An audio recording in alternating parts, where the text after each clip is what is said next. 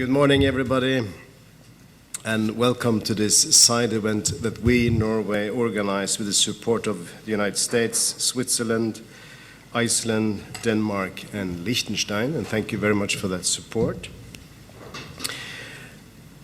As you see from the head table, we have been able to attract top speakers, top people to introduce. Wessel-Aas from Norway, Ben Emmerson, UK, Peter Studer from Switzerland, and Katie Morris representing Article 19. They will be introduced by our moderator, who is Dunja Mijatović. Dunja, thank you very much for taking on this role. We couldn't have wanted a more competent moderator for this morning's session. So I think these were the 45 seconds. So Dunja, I leave the floor to you, and welcome to all of you. Thank you, Robert. Good morning. It's a very early morning, particularly if we think about yesterday and everything we had to go through at the opening session of media freedom, but also the whole day of meetings and talks with the civil society and many delegations. Anyway, I know that this room is not very lively, it's quite depressing, but I do not think our talks will be depressing. We need to discuss very important topic. I can see that there is a coffee, some vitamins and some food, so please grab it, and we'll try to at least, I know that my speaker panel there will be interesting and their statements will be very relevant to the topic.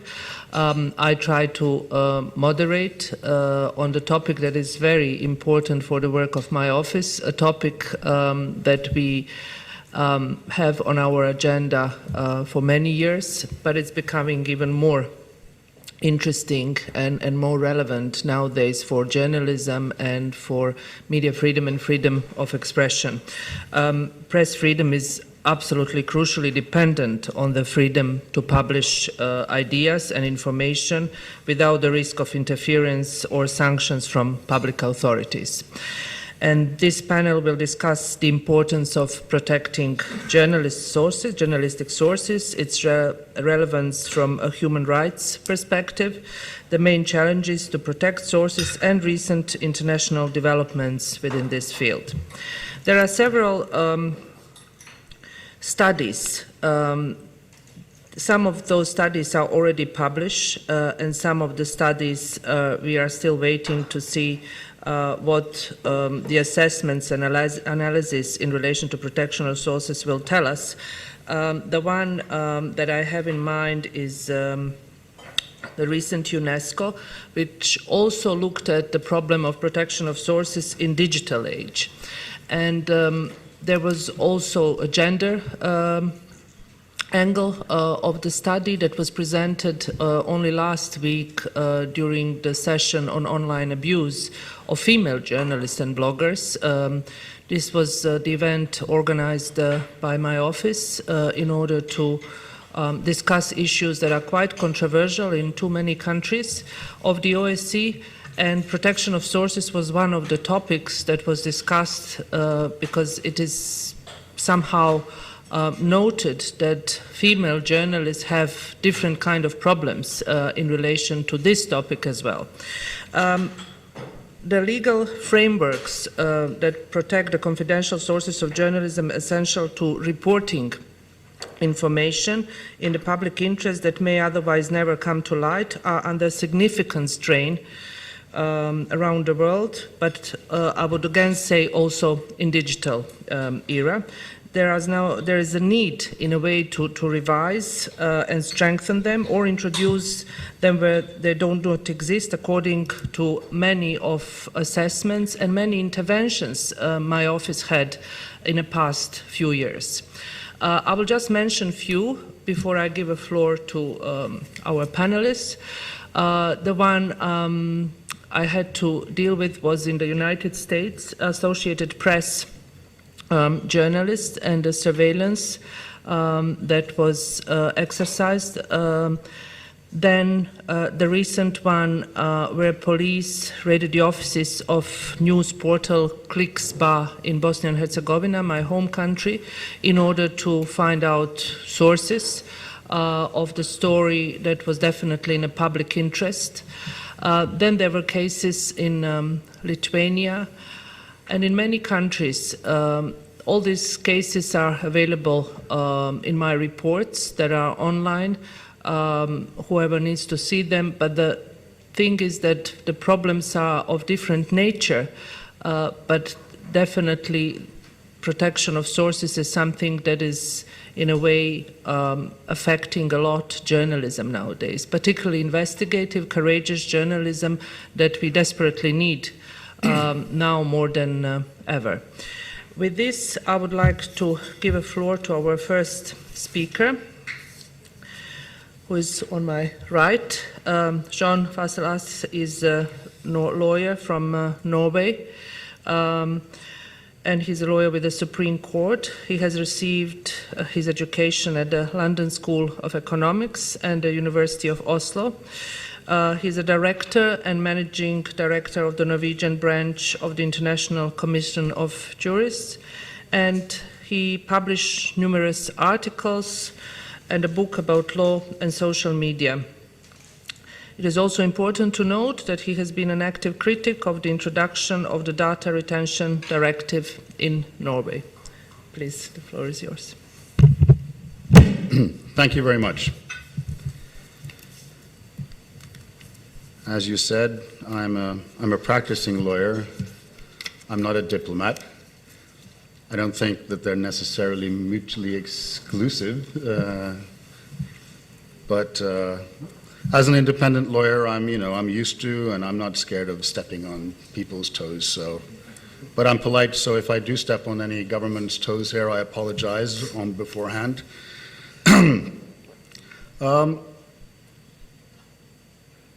I've been practicing law since I left university for now 20 years. That's not so interesting in itself, but the interesting thing is the development we have seen in those roughly 20 years. I was commissioned to write a report for a broader research study on the status of freedom of expression in Norway last year. I was commissioned to write about the development of the freedom of the press since 1999 in Norway. Again, not so interesting for the rest of the world in itself. The reason 1999 was chosen as a starting point, which might seem a bit strange, is that that was the last time one had an official, thorough appraisal of the legal status of freedom of expression in Norway in a government commissioned report. So that was a good starting point. In that report, I was quite free to do as I pleased. From my own experience, I saw that it was interesting to divide the report into two main parts.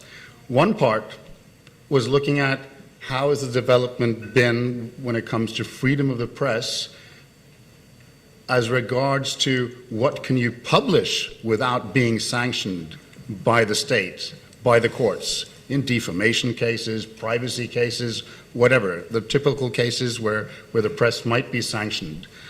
And luckily enough, I live in a country which is, a so-called well-developed democracy. I could report that the development in that sense, the right to publish without prior censorship and without being sanctioned unnecessarily after you published, the development has been very positive, of course influenced by the Strasbourg court. However, the second part of my report focused on, I called the whole report one step forward, two steps backwards. And the reason I had two steps backwards was because I looked at what has happened to the actual infrastructure necessary to have a real freedom of information, freedom of the press. And of course, the development I looked at was the development of surveillance powers from the state. And that has been very dramatic, and Norway is not on its own there. We've had a dramatic development in this part of the world as well when it comes to that. And of course, 9/11, 2001 is a part of that story, definitely. So, again, I'll just use Norway as an example, and some of it is internationally relevant as well. And what has happened there is you can divide it into, I think, into two parts when it comes to state secret surveillance.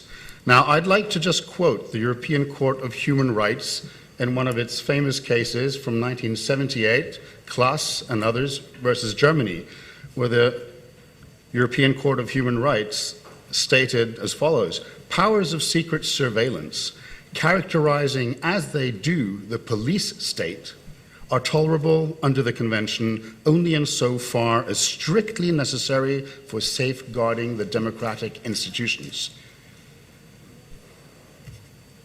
I like to pause there because I think we've come a bit further, or I don't know if I'd like to use the word further, it sounds positive, but I think we've gone quite beyond safeguarding the democratic institutions when it comes to powers of secret surveillance.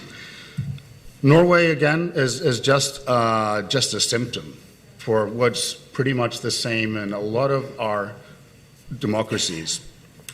If we look at the typical division in a democracy, you have national surveillance powers, the police surveillance powers on their own territory at home and their own citizens is usually a lot more regulated than foreign intelligence services' right to do whatever they do outside the country's borders. So let's keep that division there.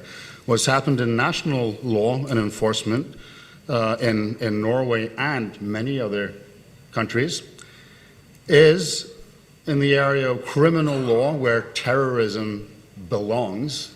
Terrorism is, I like to stick to that. Terrorism is, at the outset, is crime.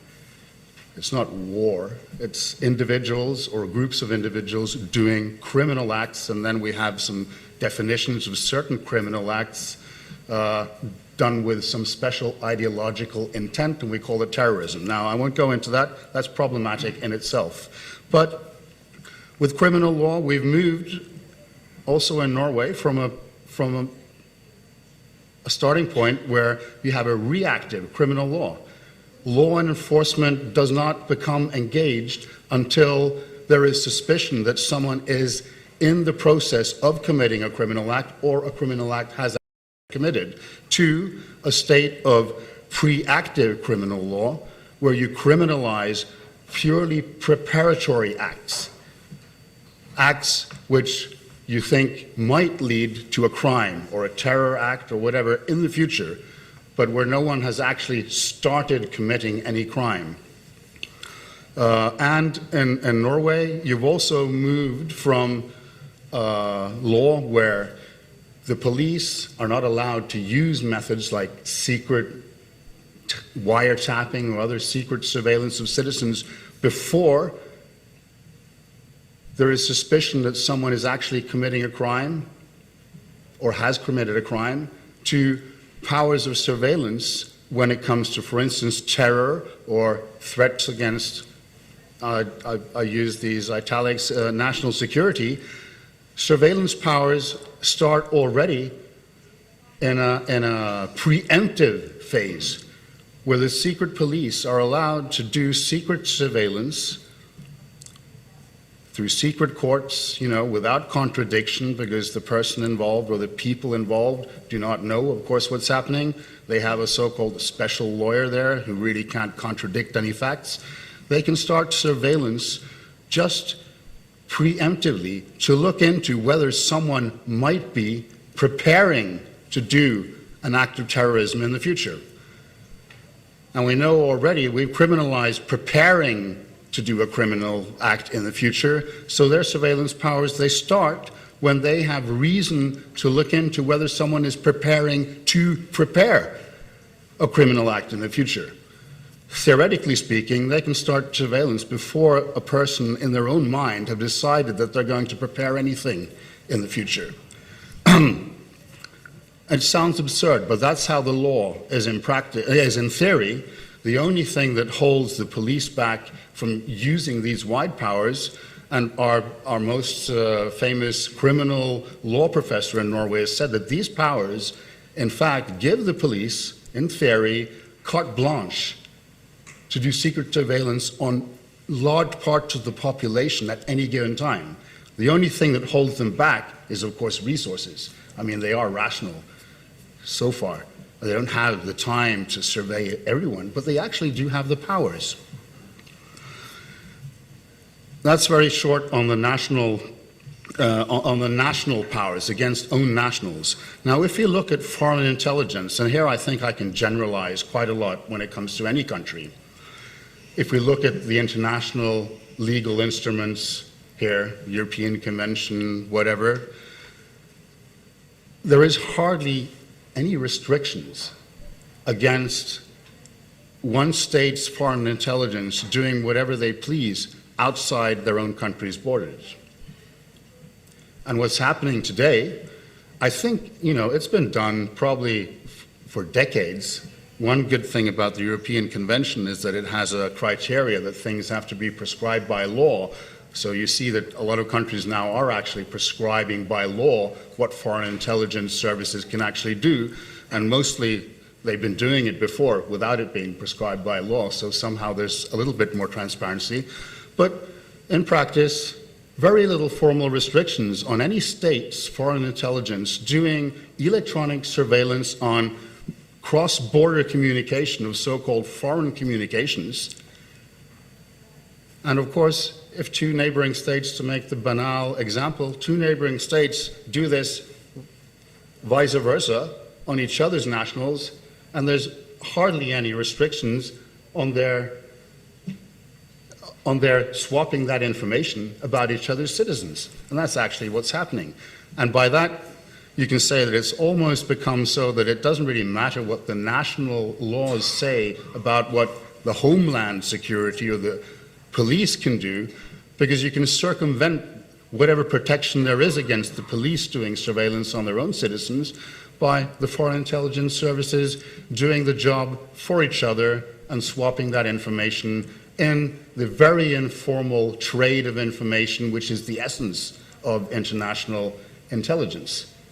Nothing wrong with that in itself, but if you look at what's actually going on there, it's, in my view, to be a little bit tabloid, it's a complete circumvention of whatever protection there is in national law against government doing surveillance on their own citizens. And of course, what information they swap, there might be restrictions on their ability to use it in courts.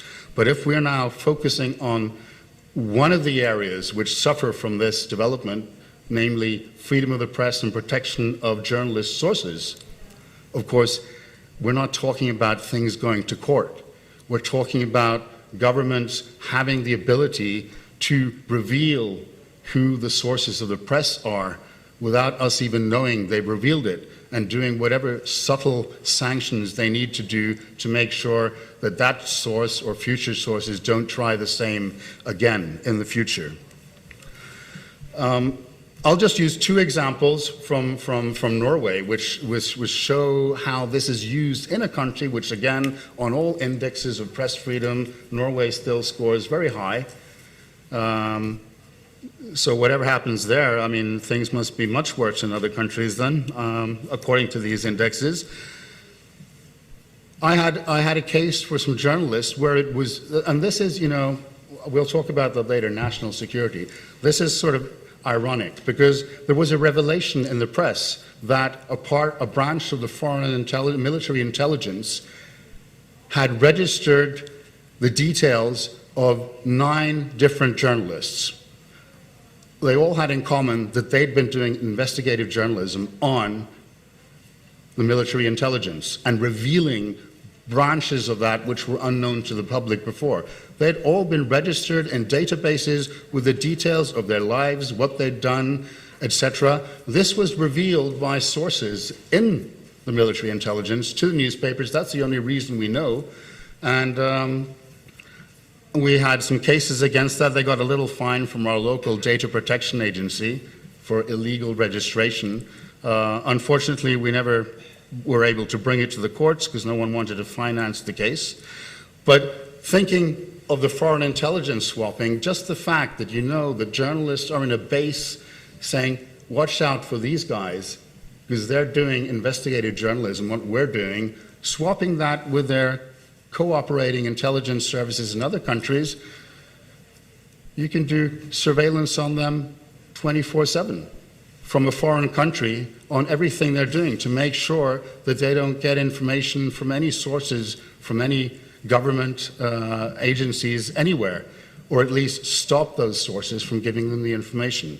And that's the big problem. I'll stop now and just pose the question that, you know, what's happening now? Are we moving into a state of sort of permanent state of emergency? We have derogation articles in the European Convention. I think we all agree we're not in a state of emergency in Western Europe today, but the laws we are enacting are laws which I think normally would only be allowed to enact in a state of emergency in many areas. What to do, I'll leave that to the further discussion. Thank you. Thank you very much. What I plan is to give a floor to all our panelists, and then we move into discussion and questions. But if there is any immediate question that you would like to pose to our first speaker, please be free to do so. Thank you very much for this angle, and particularly targeting your own country. I don't think you were not diplomatic if I think how not diplomatic I was yesterday during my afternoon session. But it is the sad truth that what we have today is that more than 100 countries had some form of source protection framework in place in 2007, according to a very good report, Privacy International report called Silencing Sources. What we have now is that in many countries it was found that legal source protection frameworks are being actually or potentially eroded by national security and anti-terrorism legislation that you mentioned as well, undercut by surveillance, but both mass surveillance and targeted surveillance, jeopardized by mandatory data retention policies and pressure applied to third parties, intermediaries like internet service providers, telcos, search engines, social media platforms to release data, and outdated when it comes to regulating the collection and use of digital data. So examples include many of the cases, and the sad truth is that we are moving in a very, I would say, negative direction. And I agree with you, there is no state of emergency, but if we look what countries are producing and in which speed, and how this can have a very bad effect long-term, but also short-term on journalism, is something that we should all have in mind and keep these discussions. Now I would like to give a floor to Ben Emmerson. He's from United Kingdom, and he's the Special Rapporteur on the promotion and protection of human rights and fundamental freedoms while countering terrorism. Ben is practicing barrister in London with more than 25 years of experience in domestic and international human rights law.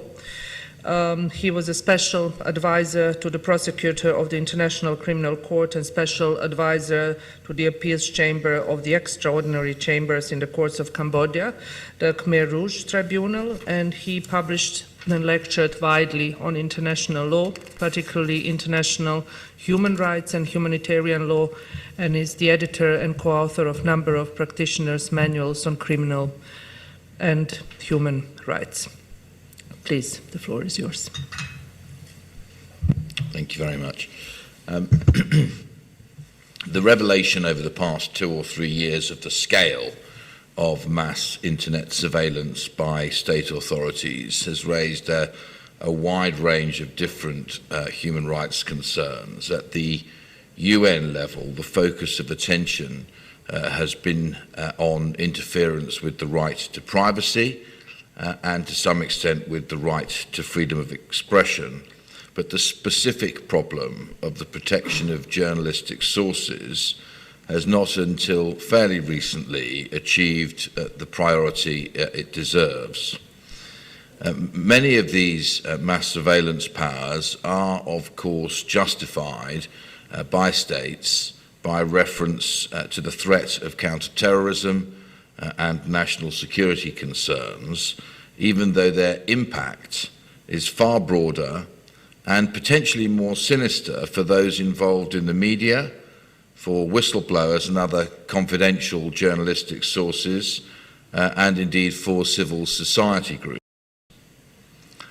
In October of last year, in my capacity as the counter-terrorism rapporteur, I presented a report to the UN General Assembly on counter-terrorism and mass digital surveillance, in which I outlined what were then the known intrusive surveillance capabilities of a number of states, including the United States and the United Kingdom, and emphasized the threat to privacy rights as they have been traditionally understood, that is posed by the use of automatic data mining algorithms which can dragnet a potentially limitless universe of communications traffic. The report emphasized that states with high levels of internet penetration can now gain access to the telephone and email metadata and content of an effectively unlimited number of users, and called for the enactment of specific primary legislation with appropriate safeguards built in. My focus in October of last year was on broad questions of privacy rather than the specific implications for journalistic freedom, which had been touched upon in an earlier report by my colleague Frank LaRue, the former Special Rapporteur on freedom of expression. But it was because counter-terrorism is the most frequently invoked justification for these measures that I thought it important to stress at that time the need to ensure that they should never be used as a Trojan horse to usher in wider powers of surveillance for unrelated governmental or policing functions. And I wanted to stress, and did stress at that time, the ever-present danger of purpose creep by public authorities using these powers for much less weighty public interest purposes than counter-terrorism or national security. Now, at the time that report was written, while there were indications from various states, there was still relatively little publicly available evidence to prove the extent to which these powers were already being used to target journalists and to identify their confidential sources. But almost immediately after the report had been delivered, the evidence began to emerge and started to come thick and fast from a number of states. And I want, if I may, just to focus on the way in which this happened in the United Kingdom. It began, as most big revolutions do, with a very prosaic and ordinary story.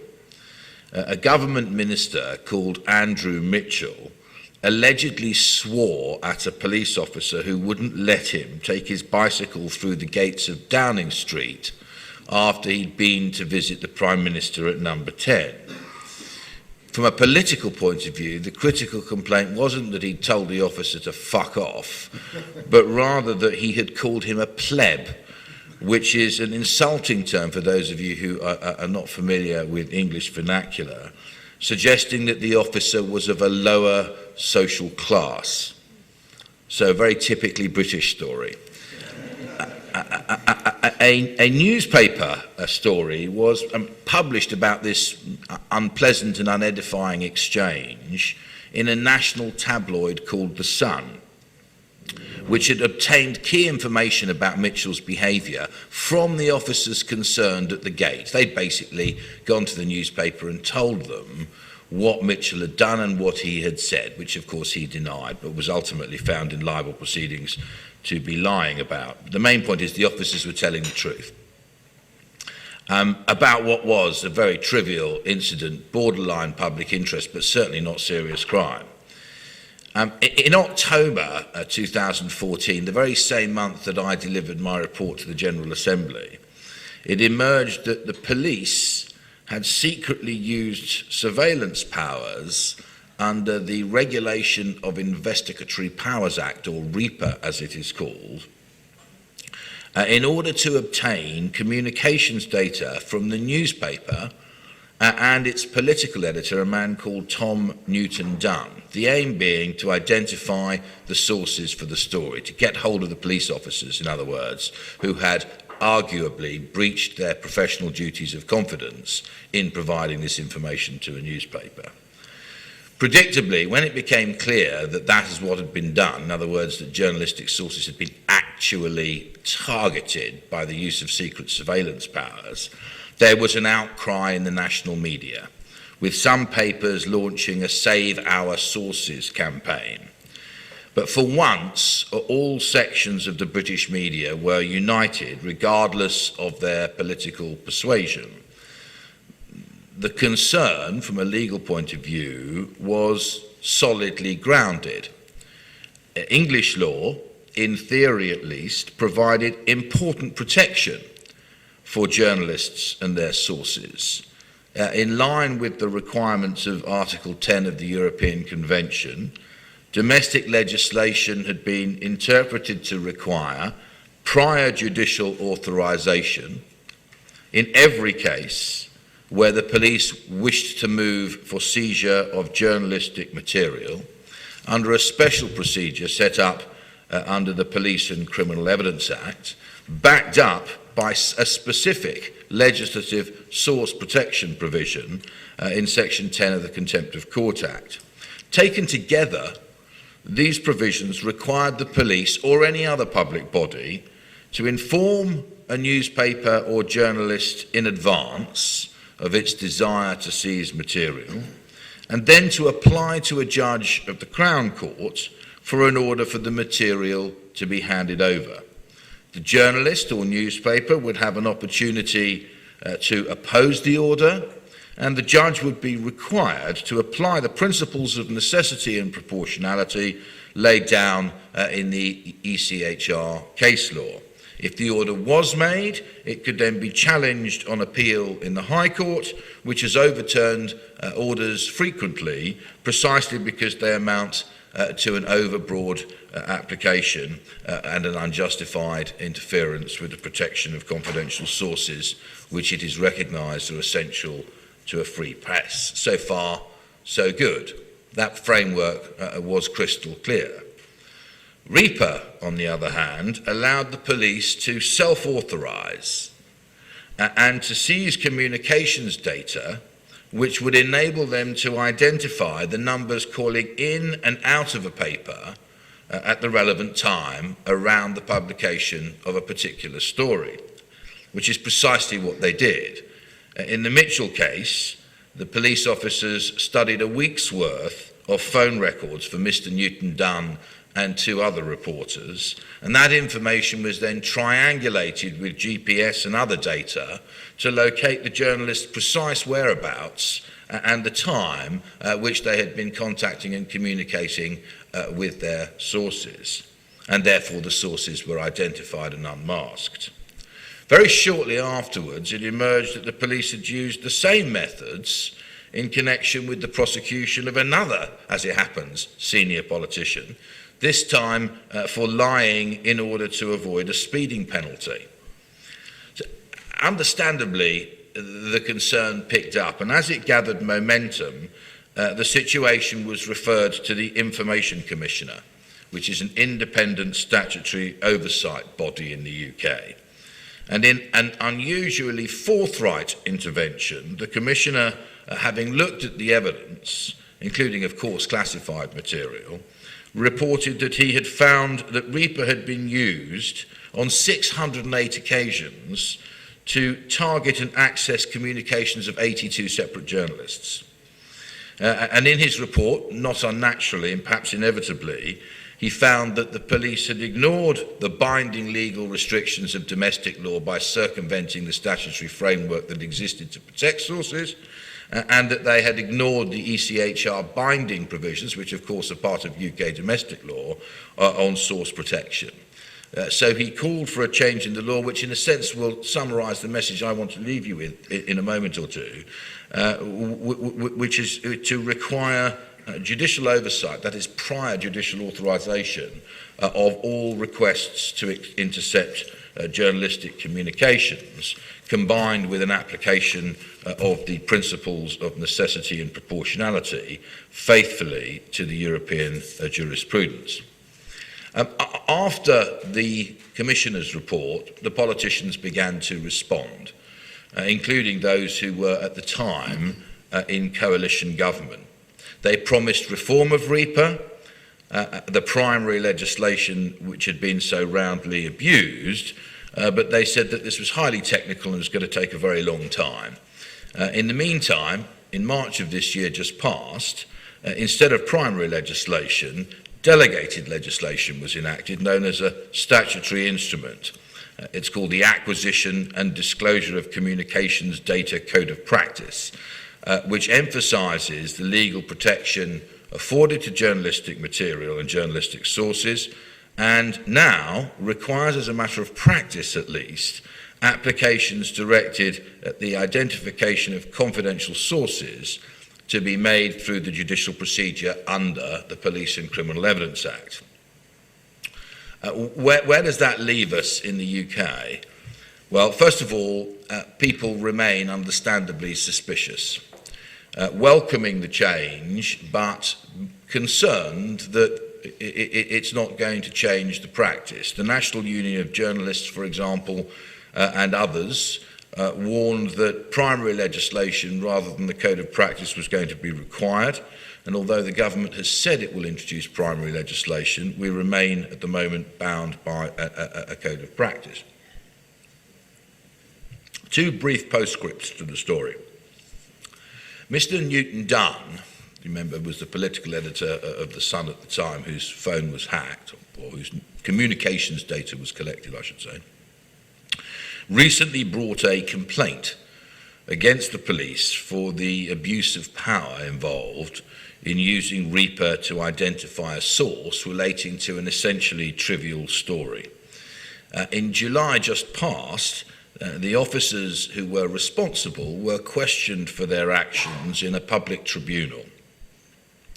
The Detective Chief Inspector who asked for the interception to be carried out in the first place, the man in charge of the inquiry, said that he still thought he had been perfectly justified to use REPA rather than applying to a judge, because he wanted to, quote, maximise the evidential opportunity without tipping off the journalist or his source.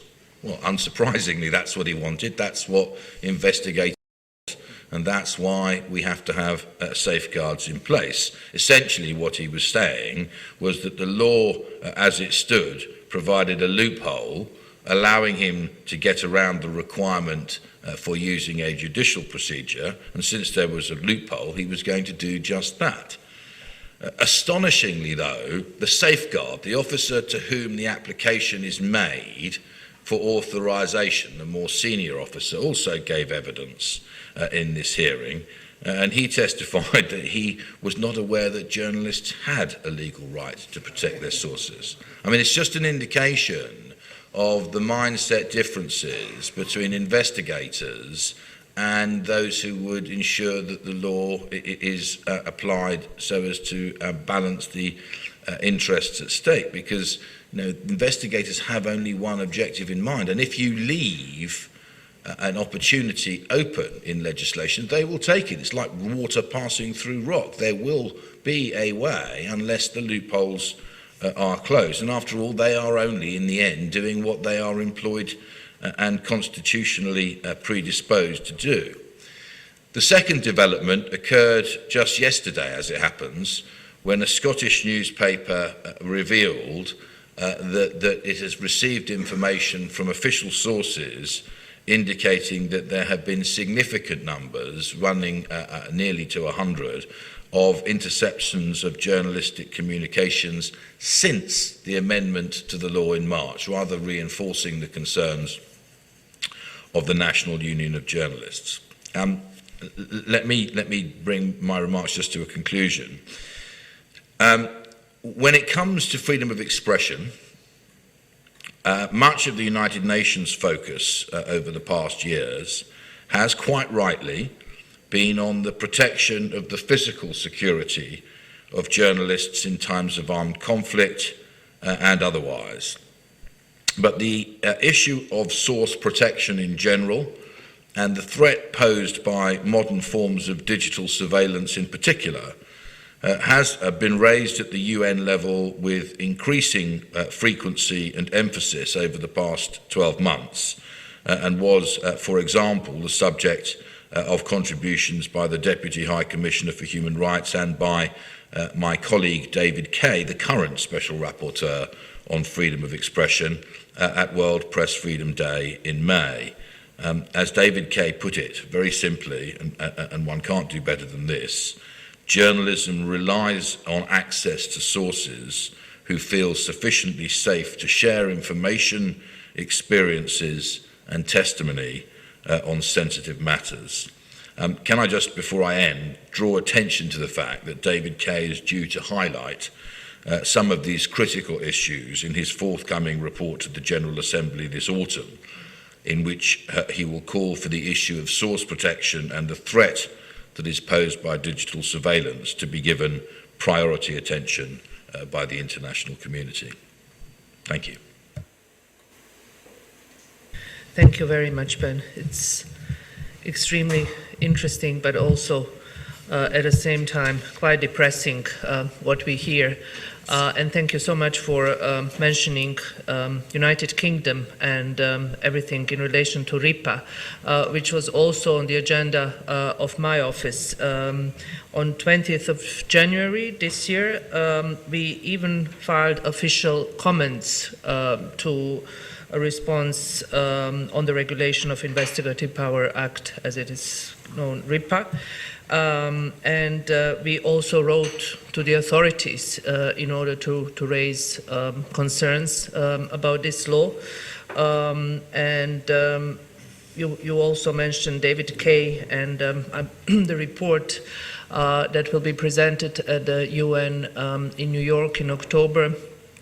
We are also attending Article 19 session on protection of sources together, where I'm sure all these issues will be mentioned. And it is also important for us at the OSCE, since this was not a hot topic some years ago, but it's becoming more and more relevant nowadays. And the reflections we have from different states on adopting these laws is something that I would also like to mention.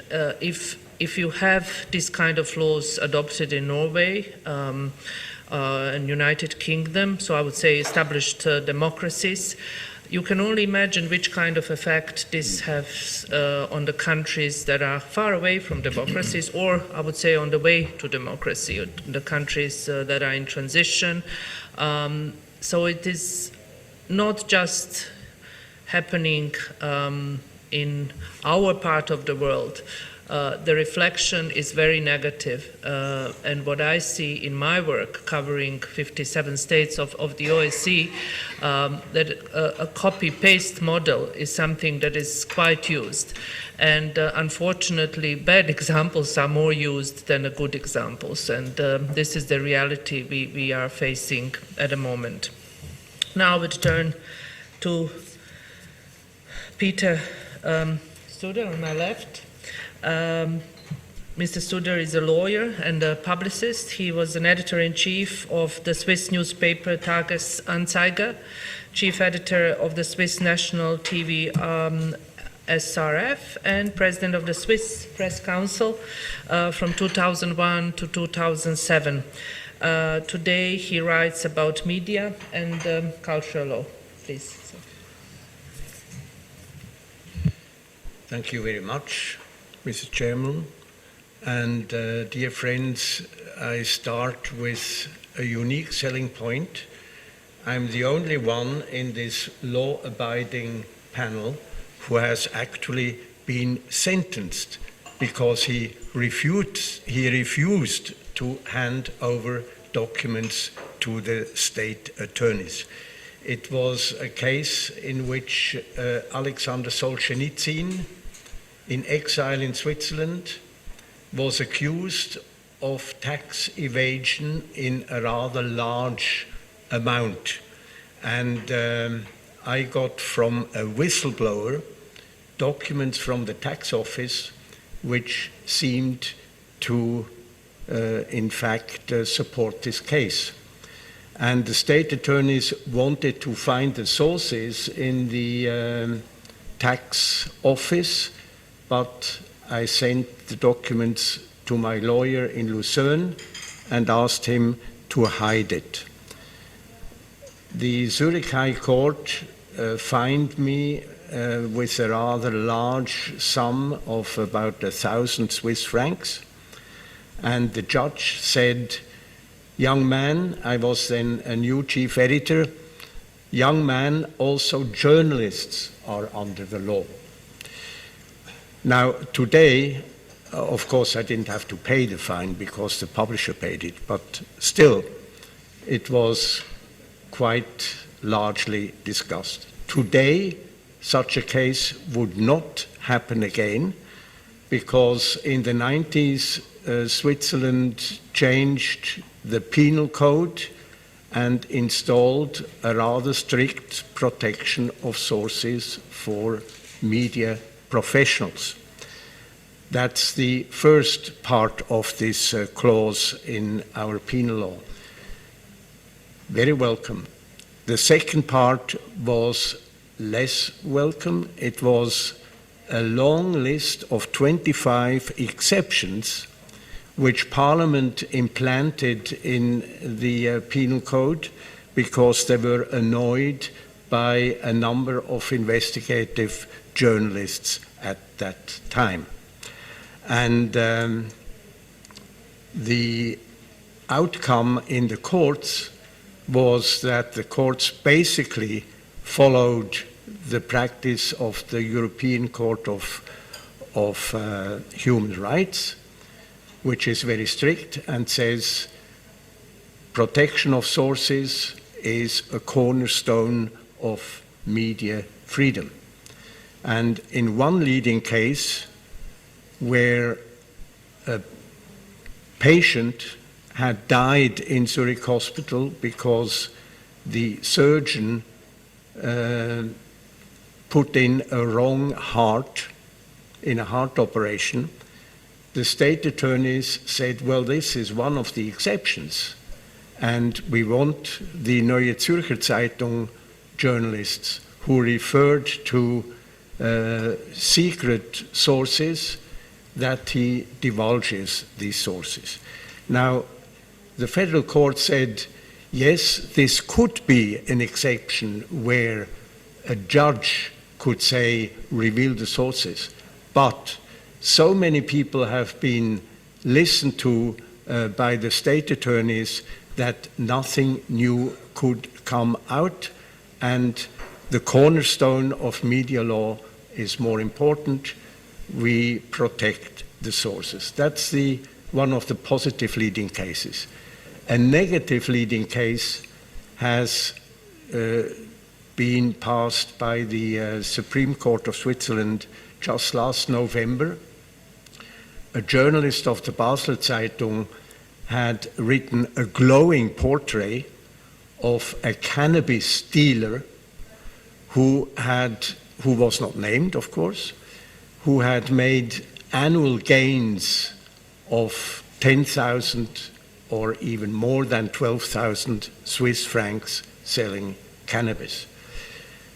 The court said that this was such an important case, and probably behind this anonymous dealer there was an international mafia-type organization, and this was very important for the mental health of Switzerland, and therefore the source had to be opened. Now, the Basel Zeitung went to the Court of Human Rights in Strasbourg, where the case is now, and nobody knows what will come out, because the European Court of Human Rights has always been very positive of protection of sources, so it's an open case. But in general, the courts have respected the protection of sources. Now I come to the point which was discussed by the first speakers, national surveillance. And in fact, Swiss Parliament has debated in the last few years a massive expansion of national surveillance because of the cases we all know, the same ones which have been mentioned before by the first two speakers. And the Swiss Senate has last week accepted the long debated version of the lower chamber and of the government.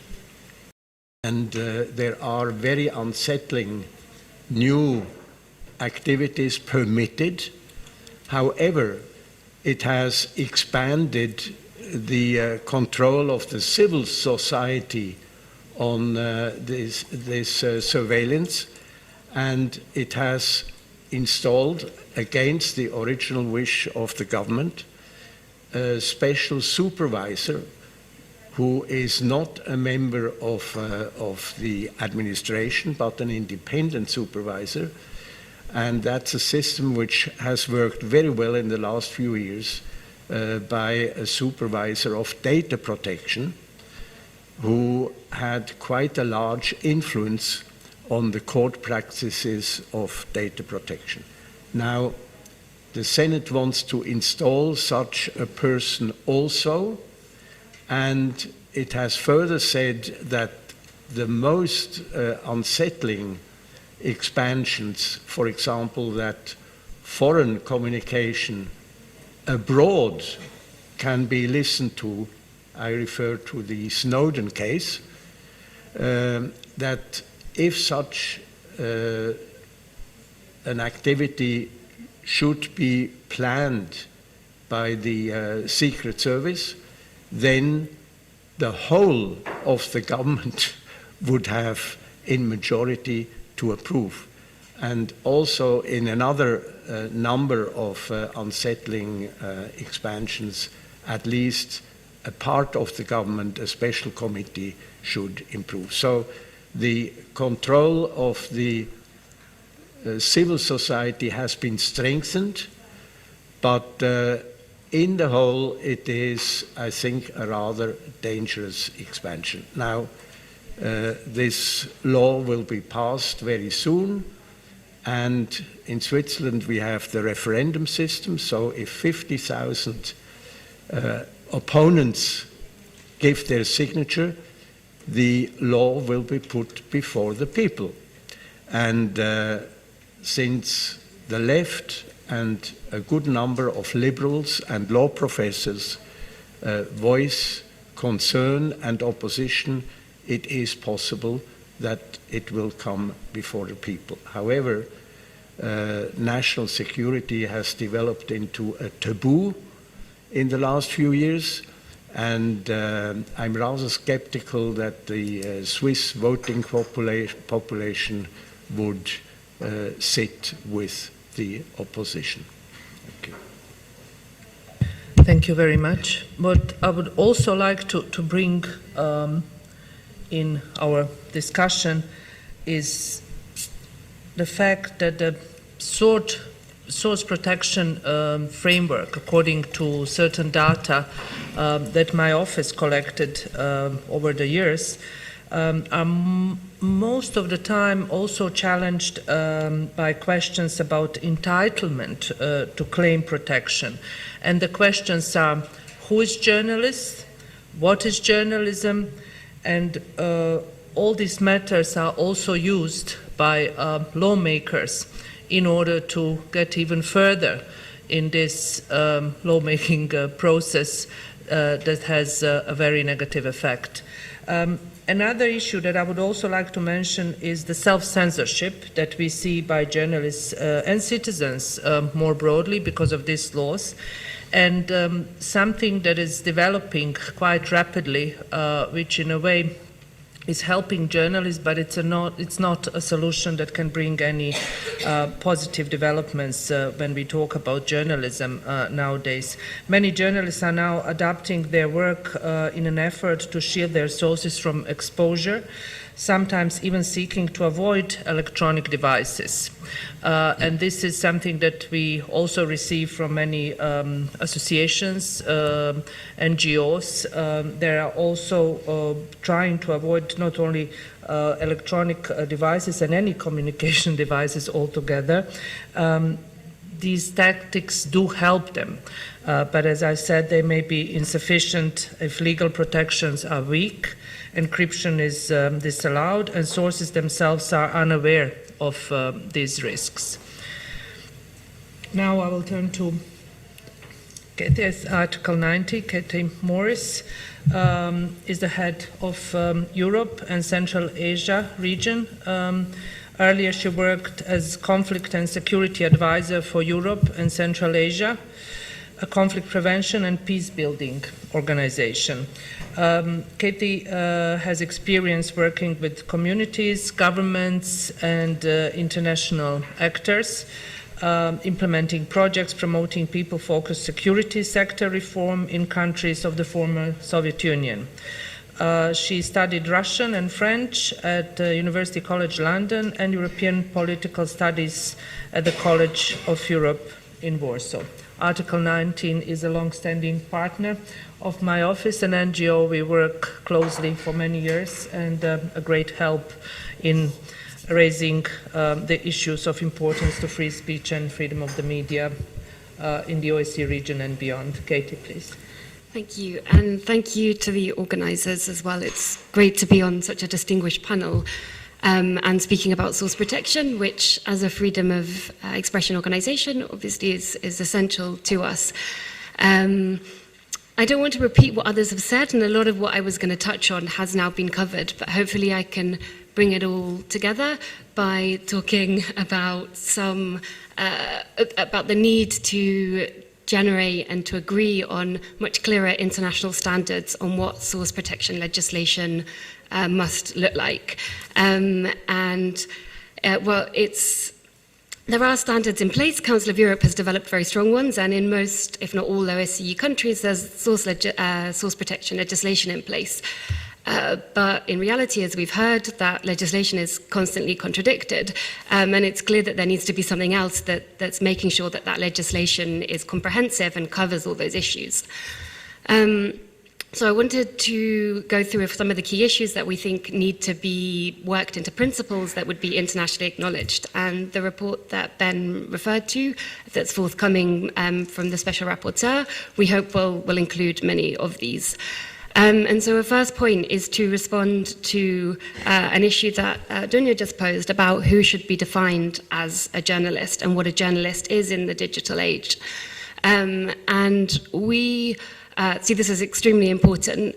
Yesterday, again, Dunja referred to the internet as a battleground for freedom of expression. And it's very clear that as civic space and the space for media across Europe is shrinking, particularly in some of the countries, Russia and Central Asia, there is an absolute need to extend protections for journalist sources to those writing online, and not just formal journalists.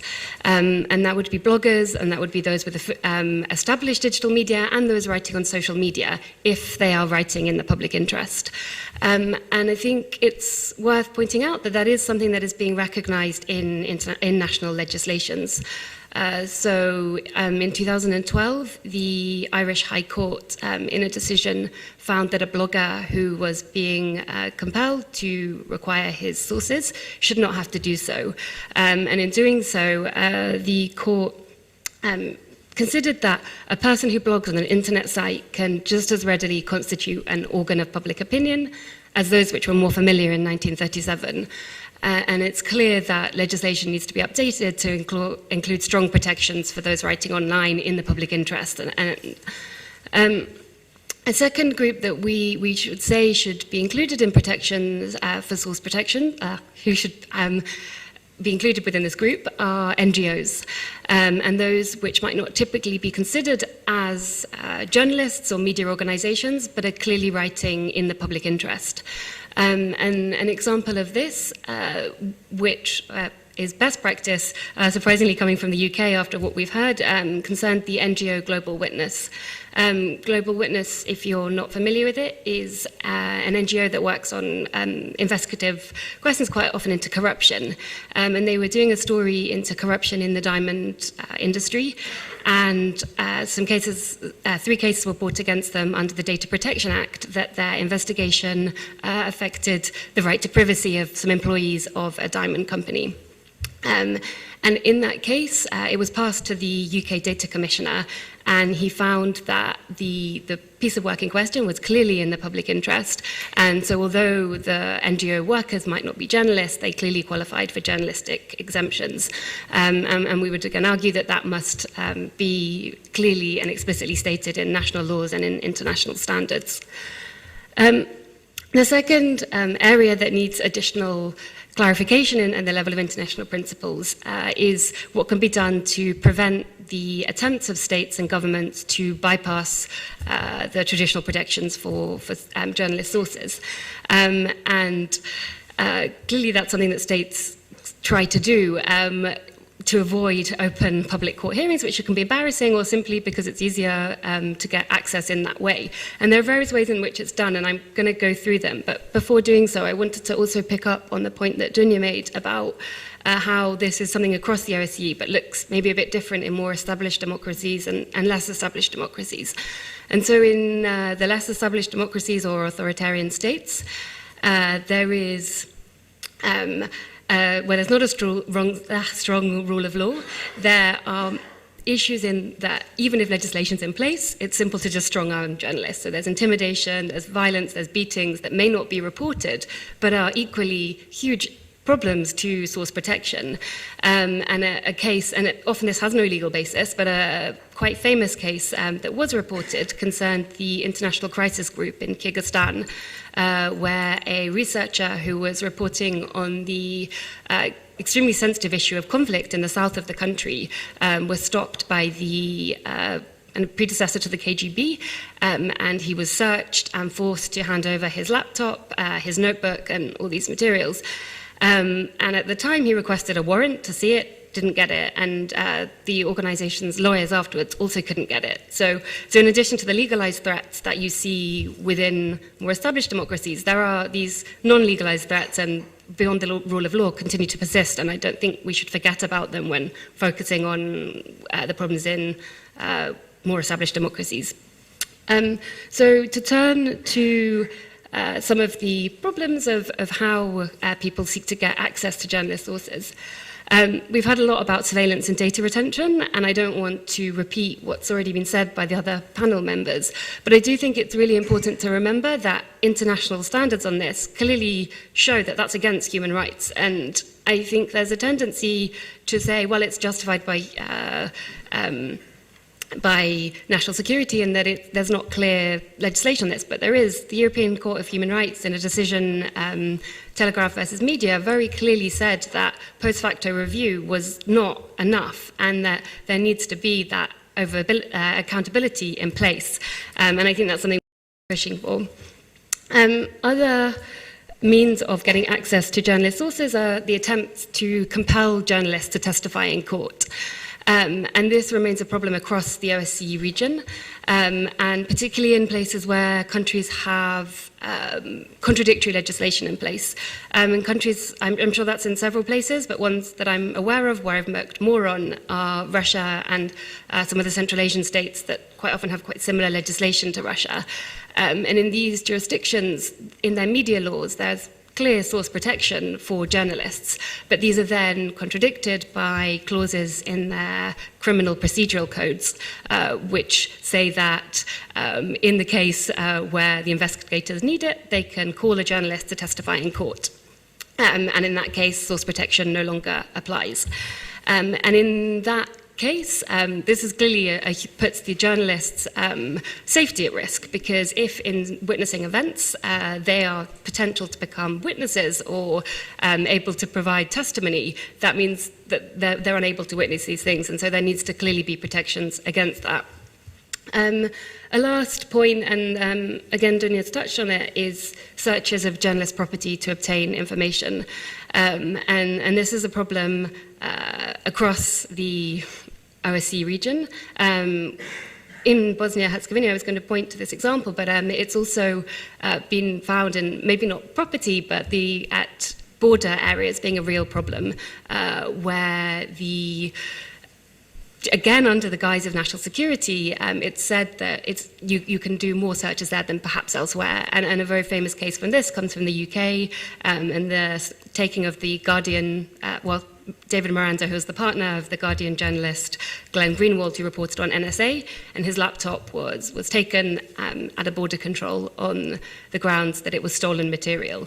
But again, there is very clear jurisprudence on this, and there was a case, I think it was Luxembourg, at the European Court of Human Rights in 2003, in which they found that any search of journalist property is far more intrusive than simply going to a court to compel them to reveal that information, because if you can turn up without any warning and look, you have access to a huge amount of materials and not just the identity of the sources.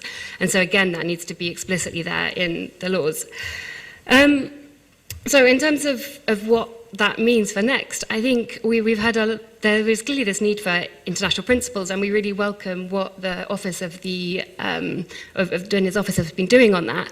But it's clear that legal principles in themselves aren't going to be enough, because this is a cultural issue. It's not necessarily an issue of legal principles, and legal analysis won't solve that problem. And I think there needs to be political will to address this. But then, as the presentations have clearly demonstrated, political will seems to be more focused on justifying these violations on the grounds of national security. And so, as an NGO, I can see the only real way to address this is to create greater public outrage on this issue, and so that they're putting that pressure on governments, saying, no, we won't tolerate that you can do this.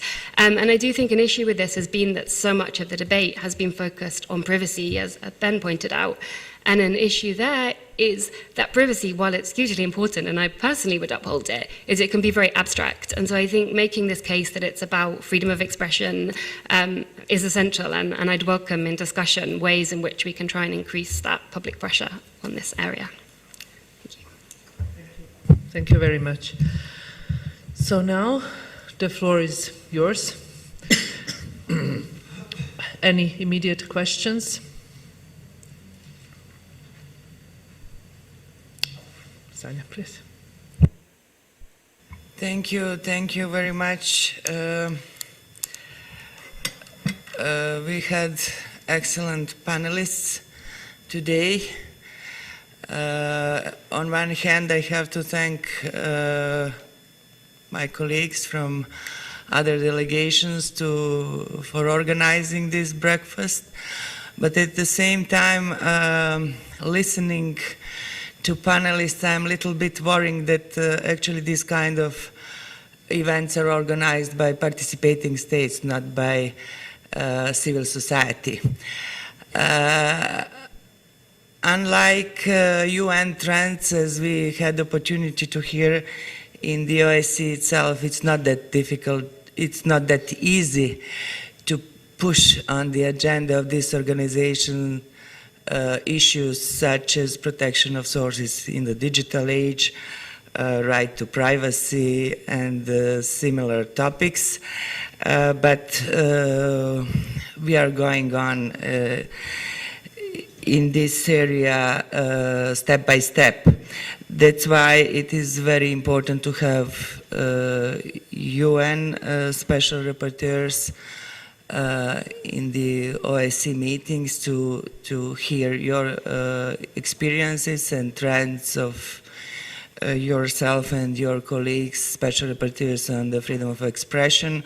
It would be nice to have at some point also a special rapporteur on the right to privacy.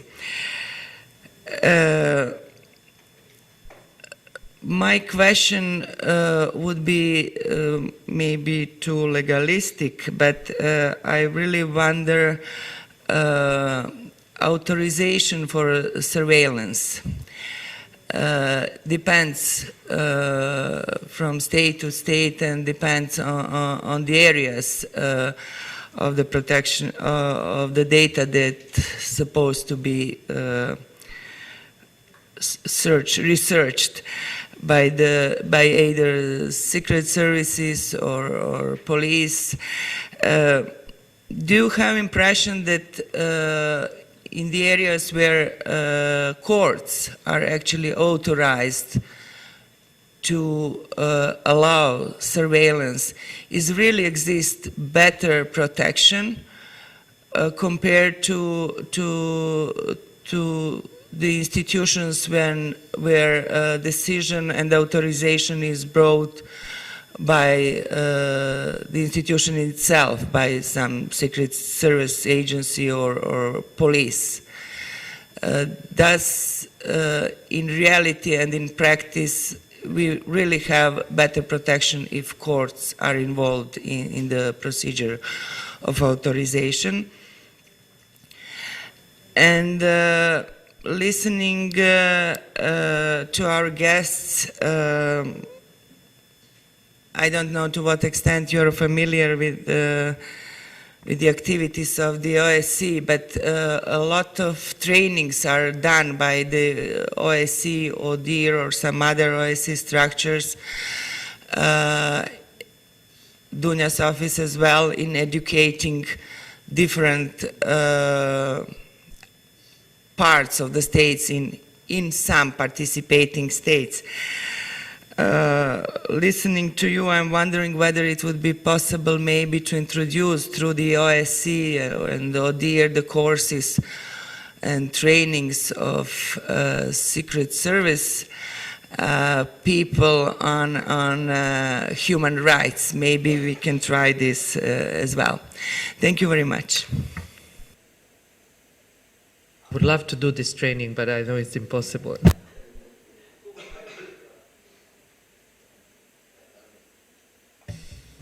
Well, I know that not everybody agrees that judicial decision-making as a precondition would provide sufficient protection in all cases. And obviously it's going to vary from state to state because for it to be an effective bulwark against state intrusion and the overriding of legal source protection, then you need a genuinely independent judiciary, that is to say independent of the executive and independent of the parties, and you need a judiciary which is genuinely impartial so that it doesn't become a mere rubber stamp. You need an open procedure in which both sides have a fair opportunity to participate. And you need, enshrined in law, the principles under Article 10 of the European Convention in European states, Article 19 in non-European states, for the solid protection of journalistic sources and the requirement for any interference to be convincingly demonstrated on necessity and proportionality grounds. And you need a right of appeal. If all of those criteria are met, then judicial pre-authorization is a very important safeguard. And certainly in those jurisdictions where it has operated successfully in the past, there are not infrequent examples of cases being overturned. And Switzerland and the United Kingdom are examples of that, where attempts to seize journalistic material have been rejected. I mean, one of the first cases in the United Kingdom after the Human Rights Act came into force in the year 2000 which is the provision of domestic legislation that incorporates the ECHR. Almost one of the first cases to be decided under it concerned a journalist who had taken notes from an interview with a former member of the intelligence services who was selling his story for money. The judge in the first instance proceedings decided that the circumstances were such that they should override source protection and require the disclosure of the information. And the High Court on appeal overturned it in a resounding judgment, in fact, which sets out some of the most important principles about the need for journalistic freedom in the public interest in the United Kingdom, and it's been the leading case on the subject ever since. So, yeah, I mean, I think from my point of view, if we're looking for legal protection of human rights, I mean, it's quite obviously the case that there will be places in the world, and indeed places closer to home than one might imagine, where legal protection alone will not suffice, and where attempts will be made through abuse of power to override the protections that exist. But that's not an excuse for us not to confront the need for a fundamental legal reform. And the key parts of that are judicial prior authorization with a transparent procedure and an independent judiciary applying the principles of Article 10.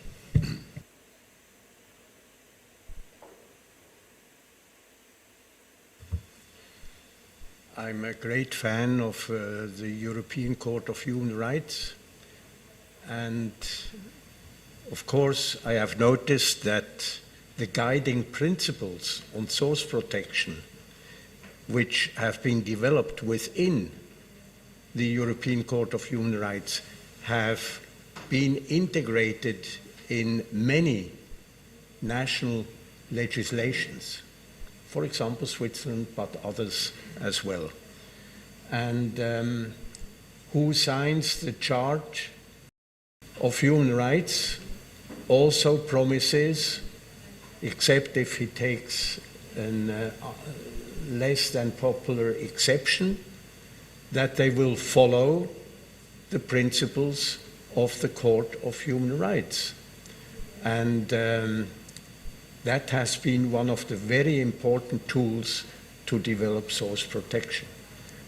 Of course, with now a number of countries trying to weasel out of this clause, for example, in Great Britain and in Switzerland, the strongest party, a National Conservative Party, wants to cancel the adherence to the Human Rights Charter. And there will be a public vote on this very soon, and I hope that this Conservative Party will fail. Also in other countries there are such attempts to get away from the European Court of Human Rights. It's really the strongest support for source protection, much stronger than what has been discussed in the UN Commission on Human Rights in Geneva, which is heavily politicized and therefore has little credibility. And I think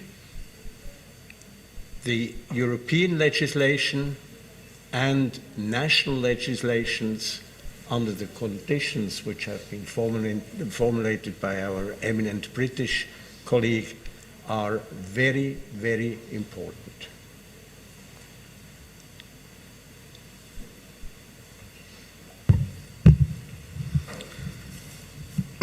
I think the point with, prior judicial oversight in these cases, of course, is important, but the problem in that area, especially when we're talking about the areas of national security, is that, as we have in Norway, there is, as a main rule, the secret police, as we call them. They're not so secret anymore, but what they do is pretty secret. They, as a main rule, they have to go to a court to get a warrant to do wiretapping or whatever on any citizen in within our own borders.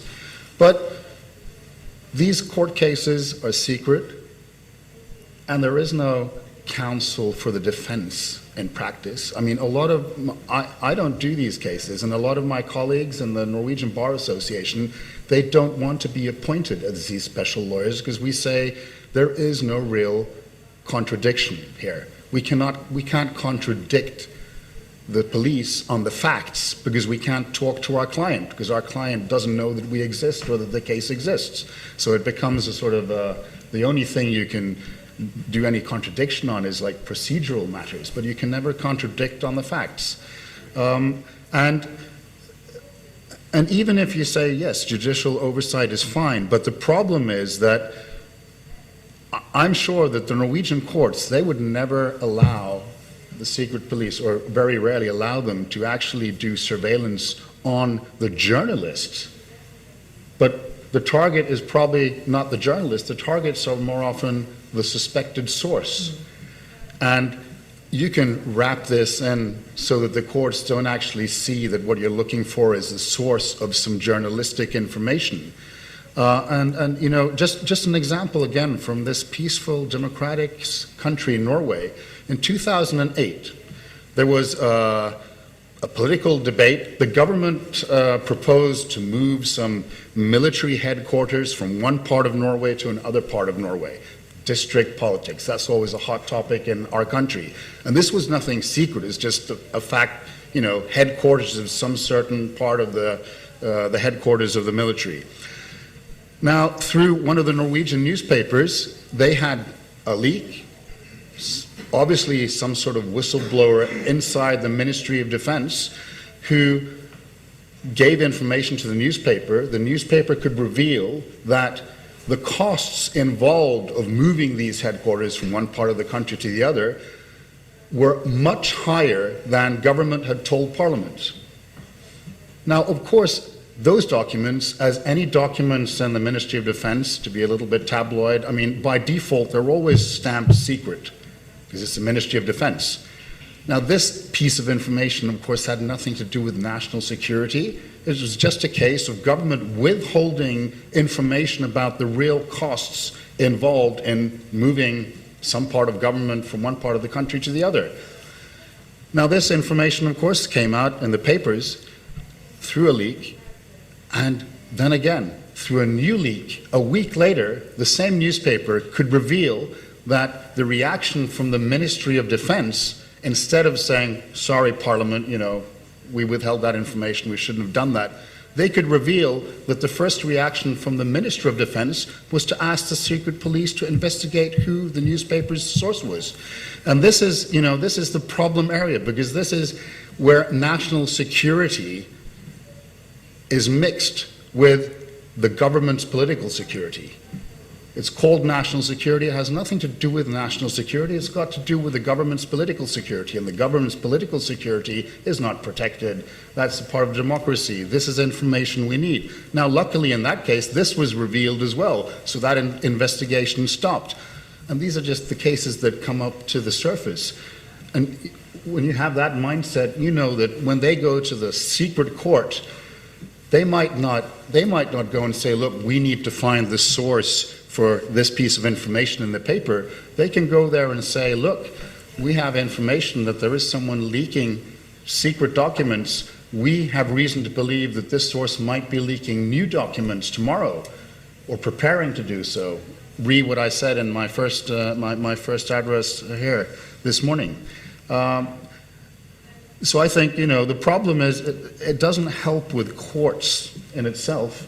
There is something to do with the whole notion of national security, which we need to discuss as well. Because even the court in Strasbourg, I think, gives governments quite a lot of leeway when it comes to national security. We know that the margin of appreciation is wider once you use national security as an excuse. And of course, this is, you know, this is a real problem, because national security is an important issue for any country. But I think we need to address the question of how to interpret what is actually national security. We need a narrower concept of national security than the one we're operating with now. Thank you. please, Olaf. Could you just introduce yourself, please? Swedish OSCE network. I'm also a journalist. It's really a very depressing picture you give, and with the right. So I was thinking, what should we do in practice from the civil society? What could states do if they want to do something? Well, you have a lot of proposals from the panel.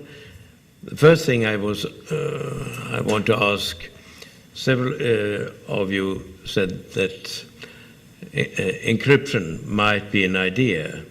On the other hand, you had a lot of arguments why it will not work. So my question is encryption a good method for journalists to use? At least in Sweden, several concerned newspapers, they guarantee that what they get from sources will never leak to anyone. And that's because of encryption. But perhaps that doesn't function. Perhaps Mr. Emmerson has an answer. Well, and the second thing is how to cope with the surveillance. I think in Sweden we have 5 committees of oversight. Many of them are political ones. They have no power. They have rather little money. And of course, the oversight is, is very without any power. There is one committee with some power, but that's led by a lawyer. So some of you said that we must have an independent judiciary, definitely, open judiciary. We must have a strong oversight where no politicians are allowed, but lawyers or people with law knowledge should sit there. That's my very small reflections. Thank you, Olaf. So who would like to answer on encryption?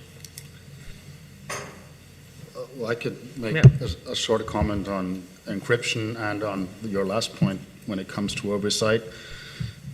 You know, I think encryption is essential. I mean, it does. You can have laws as good as you can dream of. Still, you need encryption for a lot of communications. And of course, we're discussing state surveillance. There are other actors who like to do surveillance as well, private actors. Now, encryption is a technical thing, but what we need to oppose is, your government even now has David Cameron has, he's voiced concerns about should encryption be allowed?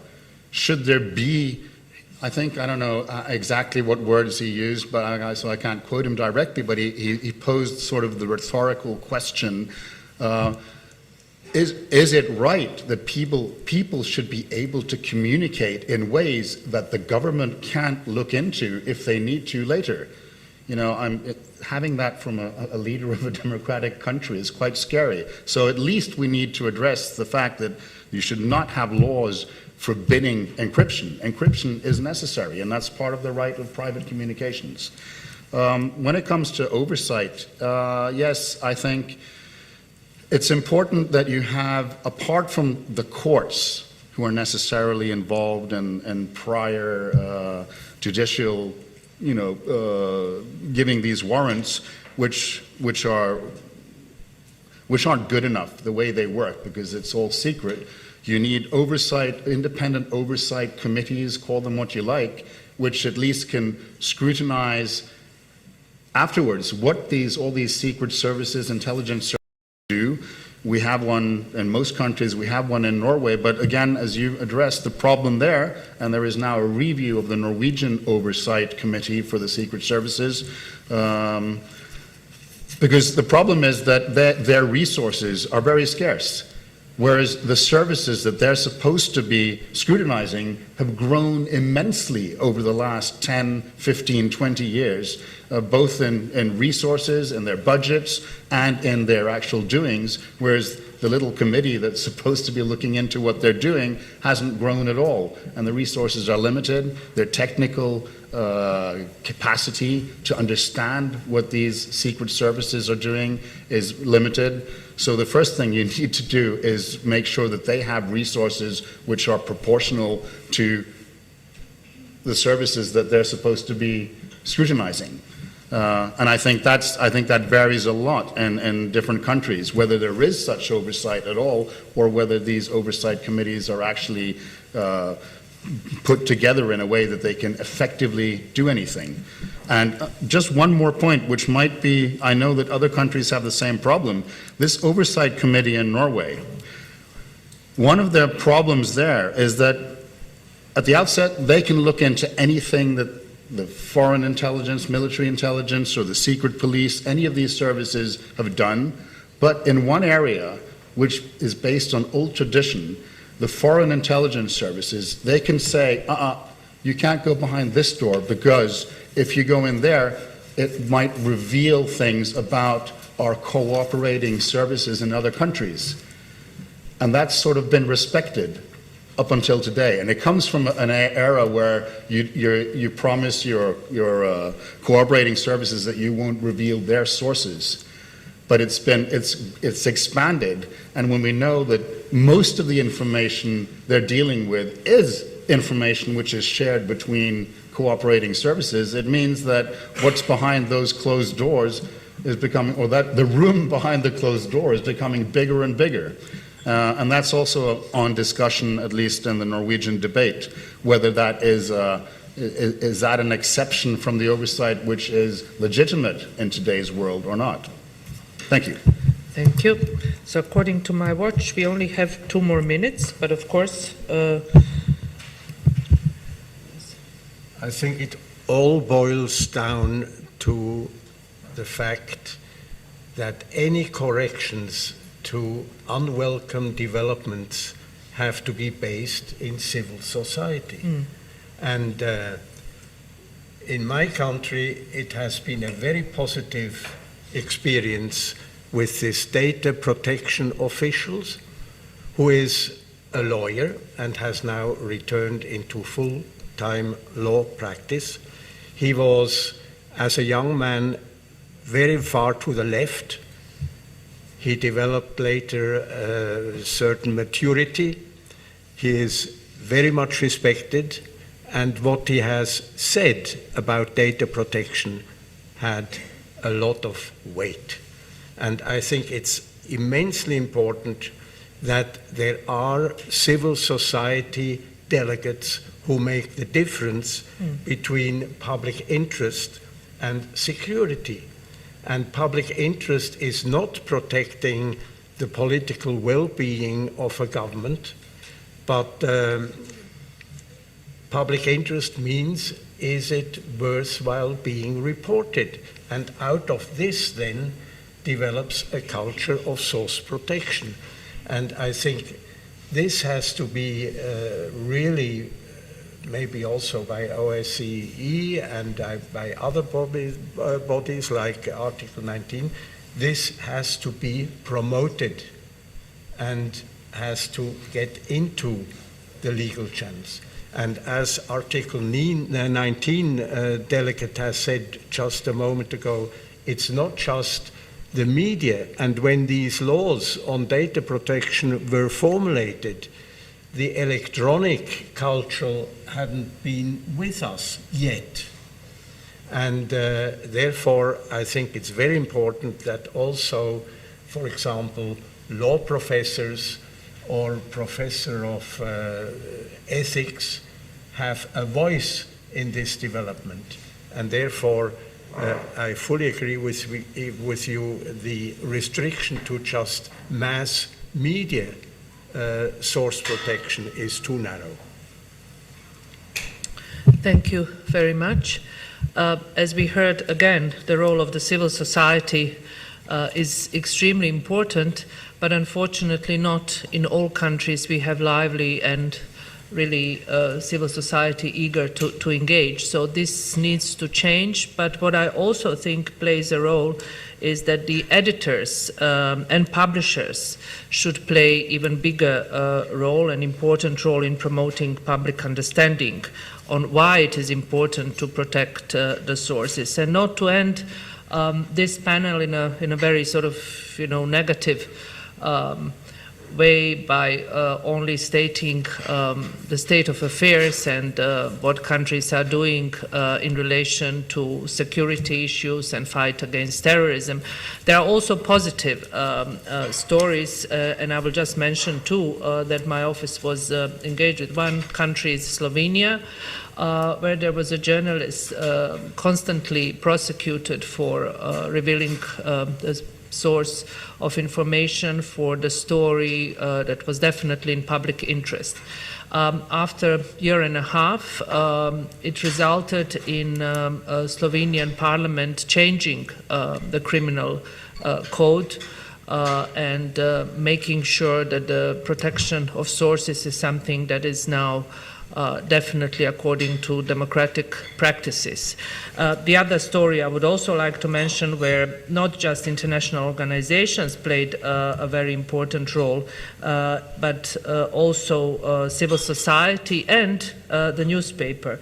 I'm thinking of the case of the New York Times journalist James Risen, which resulted after several years in a very positive developments.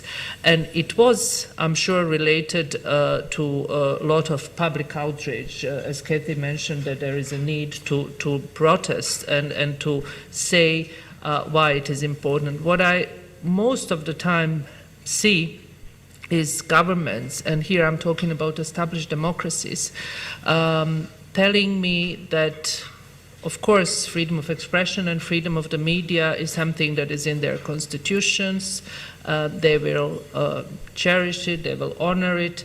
I should not worry about these new laws because this is something, but I disagree. I think we should never take freedom of expression and freedom of the media for granted, and we should pay attention to all negative developments. And I'm really, pleased and honored to be part of this panel, to also be educated on many issues that I didn't know by now or didn't follow. But what I can say that the office will continue having protection of sources as one of the topics in the future, and of course we'll continue to work with the UN Human Rights Councils, with the rapporteurs we have there, and Council of Europe and any other international organizations dealing with this issue. And it goes without any question that we will continue working with NGOs trying to raise the awareness in different parts of the world. So thank you very much once again for having this opportunity to moderate and also to listen to all of you talking about this very important topic. Thank you very much.